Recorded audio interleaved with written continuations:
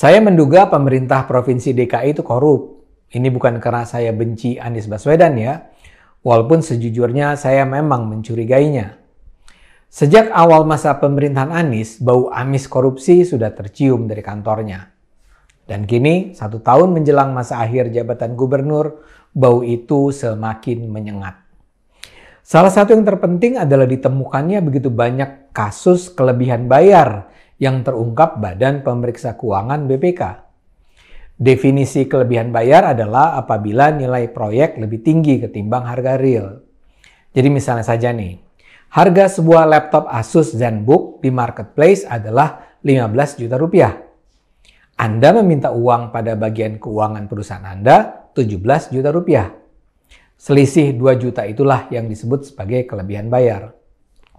Dan kelebihan bayar semacam itulah yang sekarang banyak ditemukan ketika BPK mempelajari laporan pengeluaran pemerintah DKI. Hanya saja angkanya fantastis. Yang terbesar adalah kelebihan bayar subsidi sampai 415,9 miliar rupiah kepada PT Transjakarta pada tahun anggaran 2018 dan 2019. Bayangkan, kelebihan bayar kok bisa 415 miliar rupiah. Uang semua itu, nggak pakai pasir.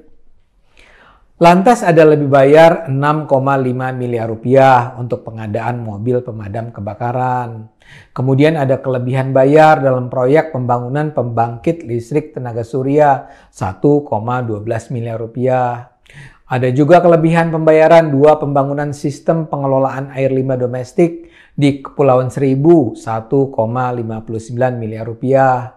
Juga ada kelebihan bayar pengadaan masker respirator N95 sebesar 5,8 miliar rupiah.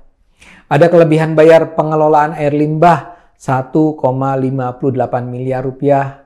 Lantas ada pula kelebihan bayar pengadaan rapid test COVID-19 800 juta rupiah. Terus ada kelebihan bayar biaya jaringan internet 1,79 miliar rupiah. Kelebihan biaya pengadaan elevator RSUD 1,32 miliar rupiah. Dan yang agak lucu adalah kelebihan bayar karena Pemprov DKI masih membayar gaji dan tunjangan kinerja daerah kepada pegawai yang telah wafat atau pensiun pada tahun 2020 dan mencapai 862,7 juta rupiah. Begitu juga ada kelebihan bayar karena pemerintah masih membayar kartu Jakarta Pintar kepada 1.145 siswa yang sudah lulus dengan nilai pengeluaran mencapai 2,3 miliar rupiah. Ini kan luar biasa. Kok kelebihan bayar terjadi berulang kali? Di satu sisi ini mungkin menunjukkan betapa malas dan buruknya kinerja pegawai Pemprov. Misalnya soal pembayaran gaji karyawan yang sudah meninggal dan pembayaran KJP untuk siswa yang sudah lulus. Itu kan artinya pegawai yang seharusnya melakukan pembaruan data per tahun terlalu malas untuk melakukan kewajibannya. Tapi untuk kasus-kasus yang lain, penjelasan tentang ketidakprofesionalan kerja sulit untuk diterima. Misalnya saja soal jasa pengadaan rapid test. Dalam waktu berdekatan, Pemprov membeli alat rapid test dengan merek serupa, namun dengan selisih harga yang sangat berbeda.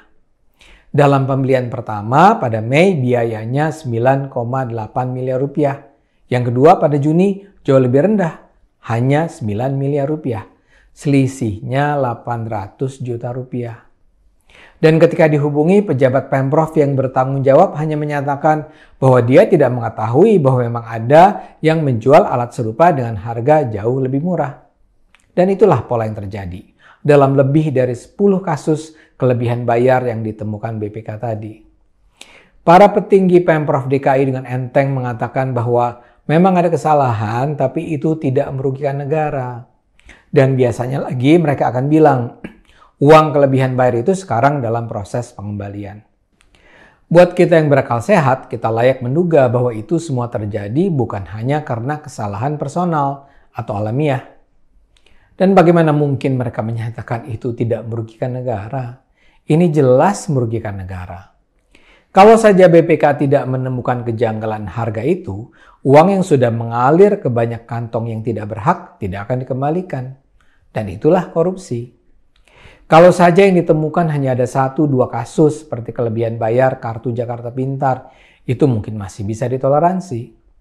Tapi kalau jumlah temuan BPK itu mencakup begitu banyak kasus dengan kelebihan bayar ratusan miliar rupiah, sulit bagi kita untuk tidak curiga bahwa ini adalah bagian dari tindak korupsi berjamaah yang diketahui Anies Baswedan. Terkesan bahwa Anies dan rezimnya all out mencari keuntungan sebanyak-banyaknya melalui posisi yang mereka miliki. Dan pelakunya bukan cuma oknum, pelakunya beramai-ramai. Jadi mereka semua tahu sama tahu bahwa masing-masing mereka memain-mainkan harga, memarkup harga, sehingga uang rakyat tidak digunakan dengan cara yang bertujuan mensejahterakan rakyat Jakarta. Dan Anies berada di pucuk pimpinan yang mungkin sekali memperoleh bagian yang paling besar. Tapi yang juga menarik, segenap keanehan ini seperti tidak memperoleh perhatian besar dari masyarakat sipil. Koran dan media memang memberitakan temuan BPK itu kasus per kasus, tapi tidak dalam peliputan luas untuk membongkar potensi korupsi yang sangat nyata. Kita juga tidak mendengar ada suara nyaring dari misalnya Indonesian Corruption Watch. Saya tidak ingin menuduh apa-apa. Tapi buat saya agak mengherankan bahwa perhatian terhadap potensi penjaraan uang rakyat ini seperti diabaikan begitu saja oleh sebagian pihak yang selama ini berteriak lantang soal korupsi. Bahkan kita belum mendengar adanya perhatian KPK. Bagi saya, ini semua terasa janggal. Rasanya apa yang terjadi di DKI ini tidak bisa kita biarkan. Bila benar ini adalah korupsi brutal yang terlalu menghina akal sehat kita sebagai bangsa.